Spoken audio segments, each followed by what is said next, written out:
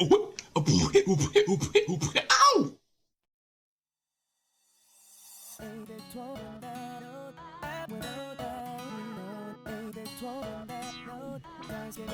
Greetings, YouTube. This is DecKrash, better known as Brandon, BookTube's best kept secret. I've wanted to get this return to video started for ages, but my ADD kept holding the larger dice pool, outrolling me the entire time, until I cold-cocked it in the alley and disposed of its corpse in a convenient dumpster. I'm okay, really.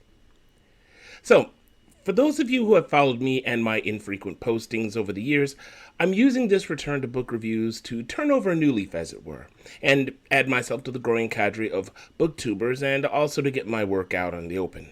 You see, in the past, I never spoke much about my own work, and now I understand that this was, well, a tactical error and even a missed opportunity, seeing how fellow booktubers like Daniel Green and Jenna Moresi have taken time to shamelessly self-promote their own respective channels. And so, in the tradition of such shamelessness, I would first like to draw your attention to today's spotlight from my own expanding literary library, which is, at the time of this recording, around 9 books strong and growing. Hopefully, I'll be describing something that's right up your alley. Today's selection, Wild Space Saga, by myself and my co-author and good friend Terrence Pegasus.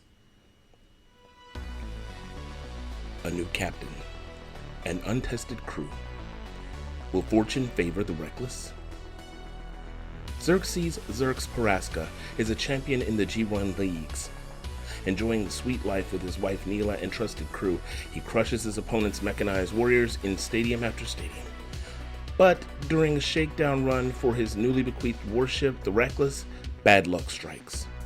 Xerx's slightly dysfunctional found family is faced with a mysterious intruder and potentially deadly hazards of flying an untested vessel. Will the neophyte captain and his crew survive to fight in the arenas another day, or will they succumb to the wild and unforgiving blackness of space?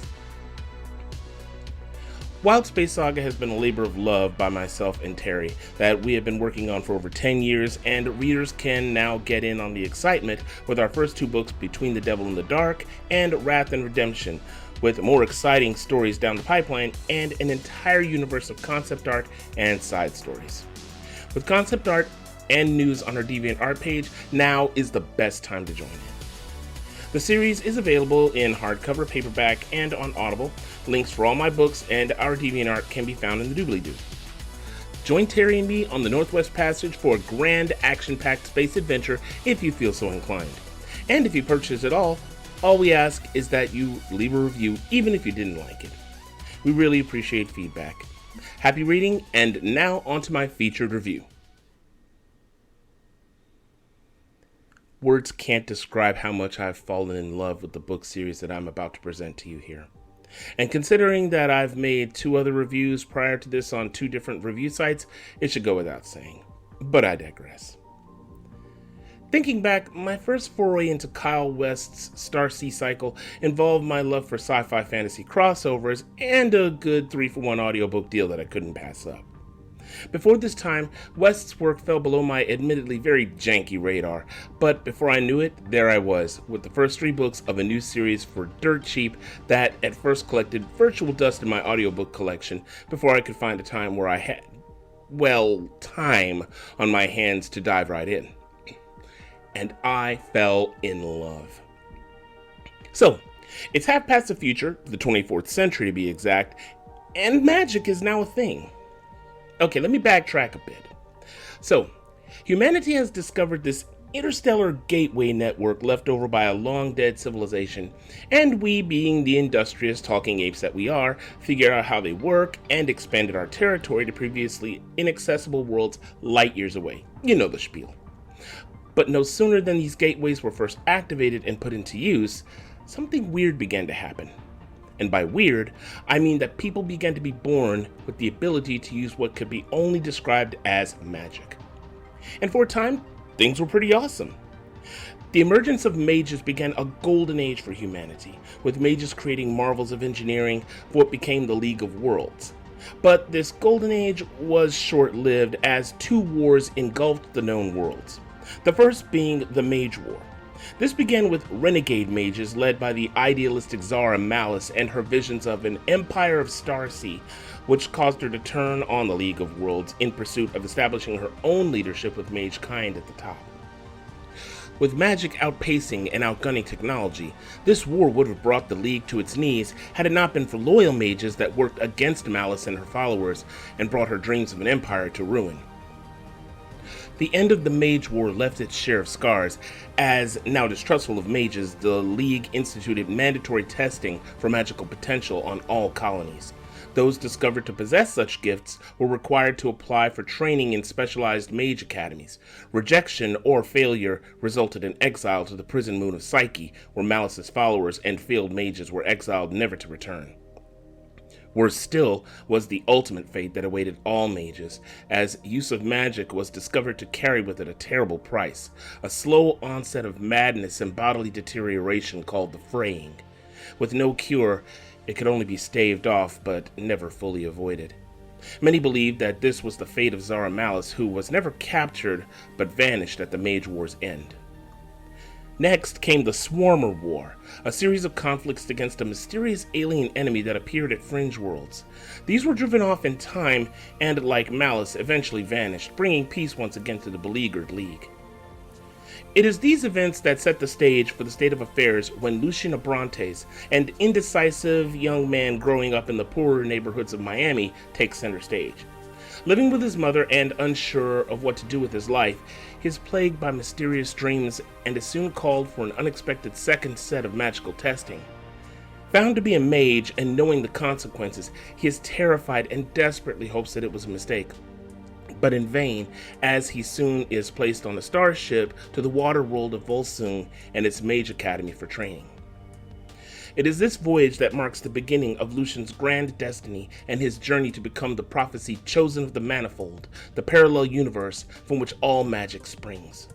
Soon beset by dangers from within and without, both during and after his training, from the Byzantine politics of the Academy to renegade mages, monstrous alien creatures, and ancient beings of powerful magic, Lucien finds himself on a grand quest that takes him from the seas of Volsung to the fiery wastes of Hephaestus and the wild moon of Psyche to recover the aspect orbs, the very embodiments of magic, which bestow incredible power upon their bearers, even to end the fraying and usher in a new golden age.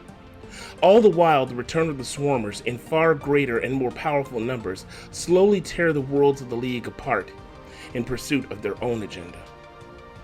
Lucien, gaining valued friends amongst increasingly distrustful individuals, slowly grows from a frightened, naive, indecisive youth into the most powerful mage in the universe, even breaking the boundaries of time and space in order to bear the orbs to their final destination. Still, for all its importance, the completion of this quest may well doom humanity to a fate worse than death. Now, with the long and short of the plot proper out of the way, and having closed the final page of the newly released final book a couple of months back, now several months back, I now can see and reflect on my experience with this series.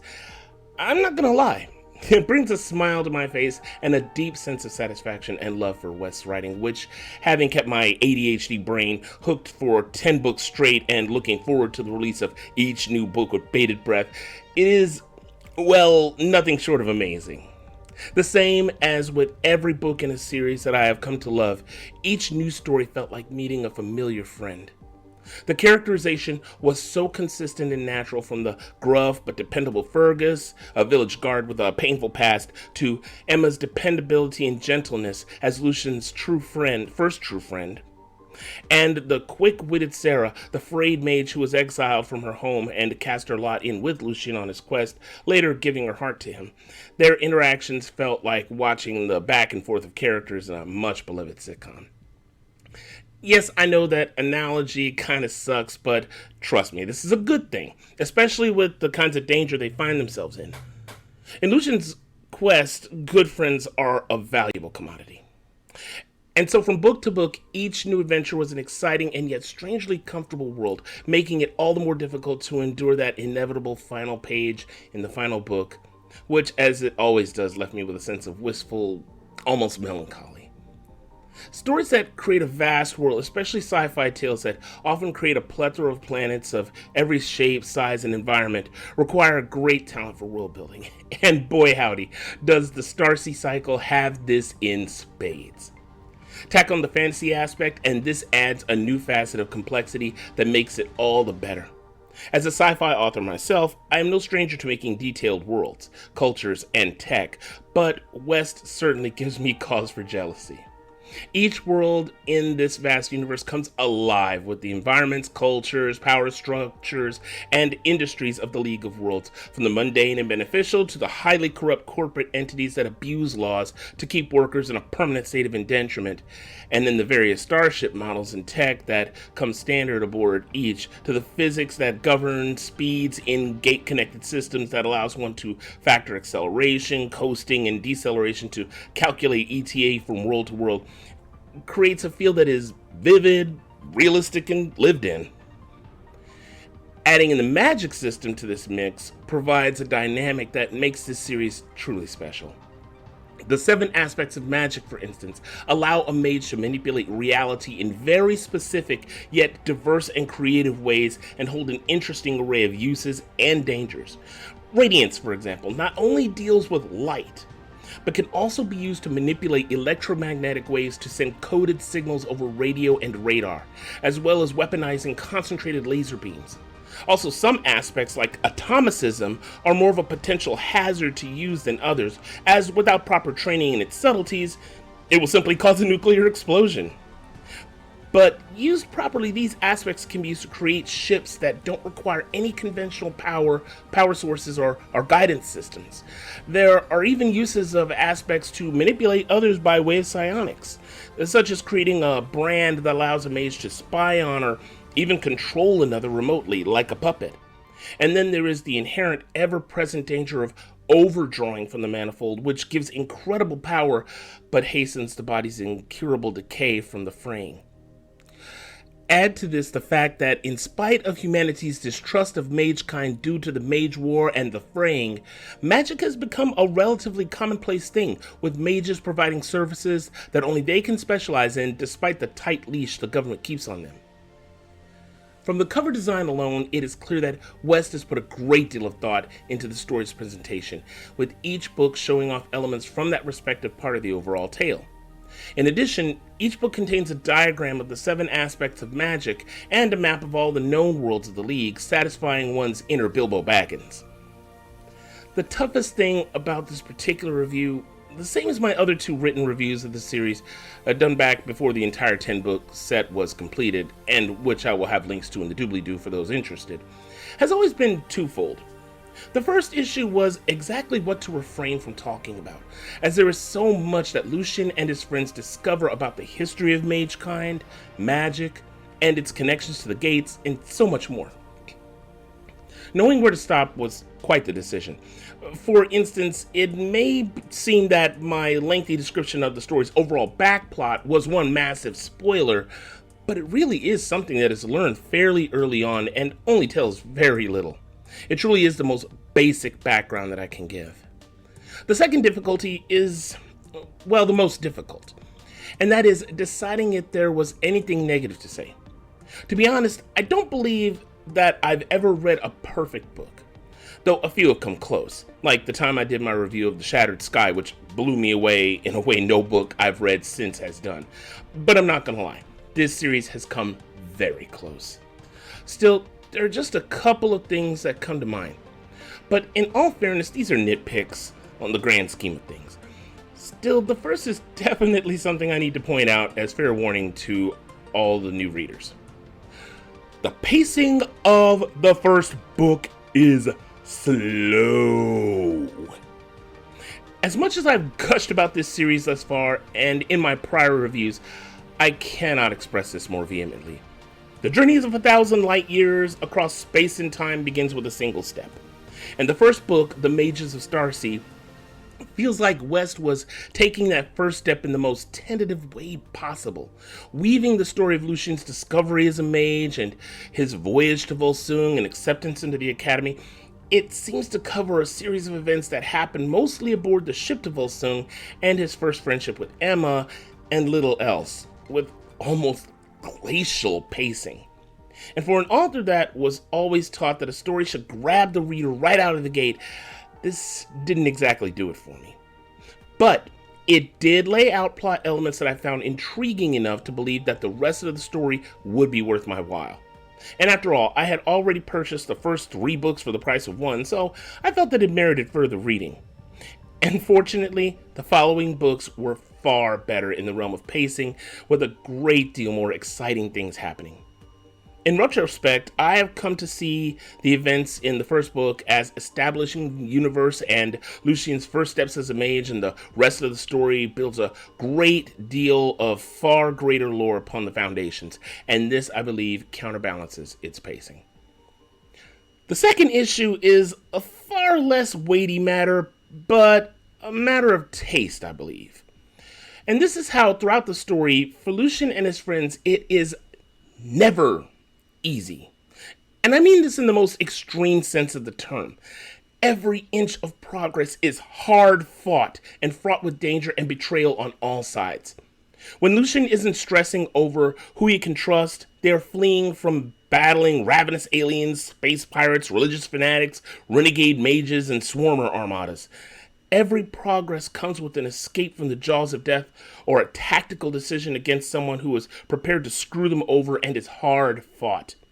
And though this made every moment of betrayal especially enraging and heartbreaking, and every victory all the sweeter, it did leave me sometimes wishing that West would cut Lucien and his company a break every now and then, as some of these victories left me literally shaking in relief. And this is to say nothing of the godlike beings that Lucien faces in his final steps to the story's ultimate conclusion. Okay, so they weren't as much of a nitpick as I thought. But despite these caveats, I loved every step of Lucien's adventure, a quest that kept me hooked and emotionally invested every step of the way. I even had a brief rapport with West himself just to let him know my appreciation for his stories. And now to wrap it all up. One thing that I do, a quirk of mine if you would call it, for any story that I especially love, is create fan art for it. This is very rare, and I save such pieces for the stories that I love the most. The Starsea cycle is one of those stories. About the series itself, I believe I must reiterate the opening lines from a review of another story that holds about the same special place in my heart. Have you ever read a book that was so amazing, so engrossing, so spellbinding, that when you finished it, you felt like you were leaving a part of yourself behind in that book, that it almost hurt to put it down? This is how the Starsea cycle made me feel. In spite of the slow pacing of book 1, in spite of the difficulty of the quest in every possible way, West's tale of a young man whose life was going nowhere being transformed into a man with a powerful destiny to save 2 universes, forged in a crucible of harrowing danger and bitter betrayal, in a universe of both science and magic, was one of the best blends of the 2 disparate genres that I've ever had the privilege to read. And for those still watching, I give it a solid 9 out of 10 and my highest recommendation. If you love a good sci-fi fantasy crossover with solid world building, a great cast, and a truly unique story, this is a series you can't miss. More of West's works will definitely be on my radar if his messages on Facebook are to be believed. This may not be the only foray into this universe. Nevertheless, I'll be checking out more of his work, and I hope that you fellow readers and authors will be there too. And once again, Mr. West, thank you from the bottom of my very weird heart for creating an amazing tale. And so that's it for my review of the Starsea Cycle by Kyle West. If you like this, go ahead and comment, rate, subscribe, and let others know about my reviews so that I can be a secret no more. Thank you all for watching, and I'll be back soon with another review.